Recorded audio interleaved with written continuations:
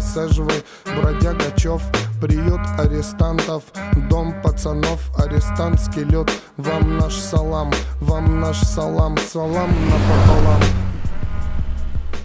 Верхний Чов располагается в предместьях Сыктывкара, и хотя официально он уже дорос до формата микрорайона, в быту называют его все еще по старинке – поселком. Чов, а если правильнее, то Чов на языке коми означает «тихий», так что если попытаться дословно перевести наименование поселка на русский, получится что-то вроде «Верхняя Тишь». Герба у Чова нет, но а если бы был, то вполне мог быть таким и отражал бы главные местные достопримечательности. Mama, I'm a criminal. Mama, I'm a criminal. Именно благодаря наличию в поселке зоны Верхний Чов смог прокрасться в большое кино.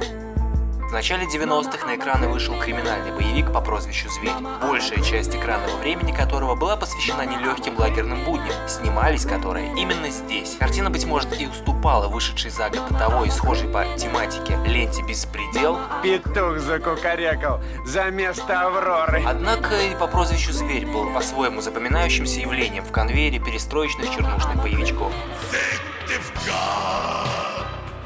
Небо тучами взорвано, Сыктывкар, Вологодский конвой.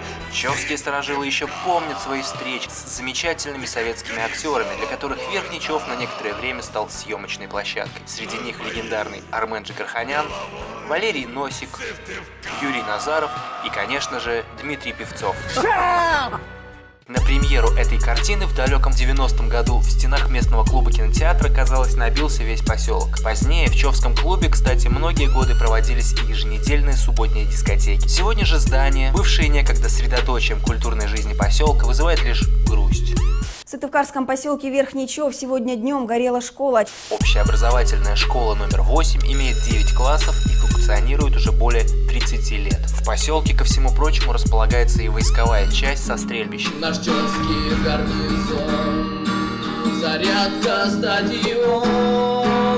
Так что для некоторых Верхний Чов в памяти неразрывно связан с периодом несения армейской срочной службы в местном гарнизоне. Территориально поселок имеет всего 2 улицы и условно разделен на так называемый Шанхай и район ЛТП. А мы в лечебно-трудовом профилактории живем. Аббревиатура ЛТП расшифровывается как лечебно-трудовой профилакторий. И данный топоним прижился здесь, пожалуй, уже навсегда, несмотря на то, что подобных лечебно-исправительных учреждений не существует уже более 25 лет. Существовавший здесь некогда ЛТП являлся местом принудительного ограничения свободы граждан с алкогольной или наркотической зависимостью, где основным методом лечения больного был его труд. Граждане, алкоголики, кто хочет сегодня поработать?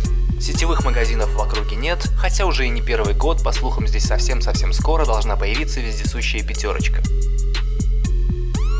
Когда-то, к слову, в Чове располагался цех по производству замороженных полуфабрикатов. Неплохие, между прочим, пельмени носили гордое наименование «Човские». Справедливости ради стоит отметить, что при всем очаровании заснеженной в этих местах зимы, в летнее время года Чов выглядит гораздо милее, так как живописно утопает в густой зелени раскинувшихся кругом лесов. Хорошо, что вы приехали летом.